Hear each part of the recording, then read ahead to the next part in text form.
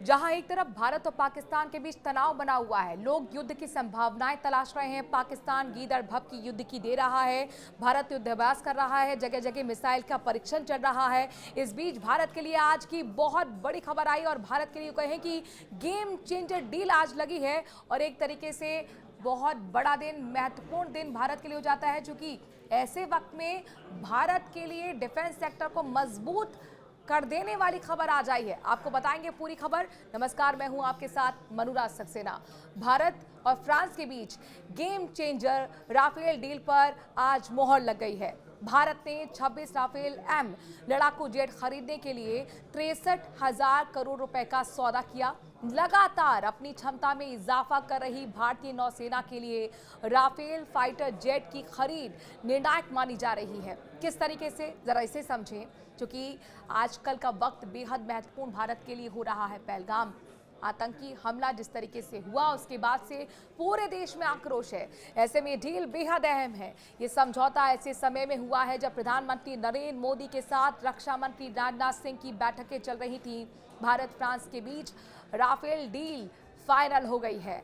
भारत और फ्रांस की सरकार के बीच सोमवार को राफेल डील पर हस्ताक्षर कर दिए गए। राफेल से जुड़े समझौतों पर नई दिल्ली में साइन किया गया। फ्रांस के रक्षा मंत्री वीडियो कॉन्फ्रेंसिंग के जरिए बातचीत में शामिल हुए। नौसेना के लिए मरीन एम श्रेणी के राफेल लड़ाकू विमान खरीदे जा रहे हैं। भारतीय नौसेना को कुल 26 राफेल एम विमानों की आपूर्ति की जाएगी। प्रधानमंत्री मोदी और राजनाथ सिंह की मीटिंग के बीच डील साइन हुई है। प्रधानमंत्री नरेंद्र मोदी की अध्यक्षता वाली सुरक्षा मामलों की कैबिनेट समिति यानी कि सीसीएस जिसे कहा जाता है, फ्रांस से 26 राफेल एम लड़ाकू विमानों की खरीद को मंजूरी दी थी सीसीएस ने, और हाल ही में मिली इस मंजूरी के बाद अब यह डील पर मोहर लग गई है। इस डील से पहले रक्षा मंत्री राजनाथ सिंह ने प्रधानमंत्री नरेंद्र मोदी से मुलाकात की। यहां दोनों नेताओं के बीच करीब 40 मिनट तक गंभीर वार्ता हुई, चर्चा की गई। अब सवाल यह है कि कब तक आएंगे राफेल फाइटर जेट। चलिए इसका भी जवाब आपको हम बताते हैं। राफेल की डील पर हस्ताक्षर के बाद भारतीय नौसेना को राफेल एम फाइटर जेट की डिलीवरी 2028-29 में शुरू होगी।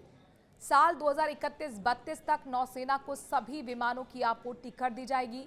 नौसेना को मिलने वाले ये फाइटर जेट भारतीय विमान वाहक पोतों आईएनएस विक्रमादित्य और स्वदेशी आईएनएस विक्रांत से संचालित होंगे।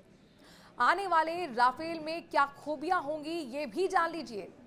इस सौदे की अनुमानित लागत लगभग 63,000 करोड़ रुपए की आसपास रहेगी।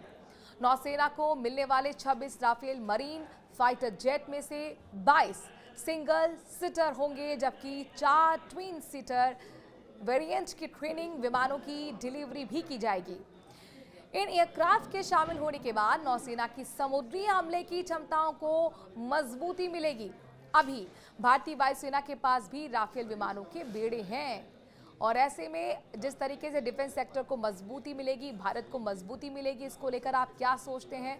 क्योंकि जाहिर तौर पर यहाँ से जिस तरीके से मिसाइल टेस्टिंग हो रही है, थर-थर पाकिस्तान कांप रहा है। आपने देखा कि चाहे सेना वहाँ के प्रमुख हों, पाकिस्तान के उनके परिवार पहुँच चुके हैं विदेश, और अब बिलावल भुट्टो का परिवार भी पहुँच चुका है कनाडा। किस तरीके से अपनों को महफूज कर रहे हैं, डर सता रहा है कि कहीं भारत आक्रमण ना कर दे।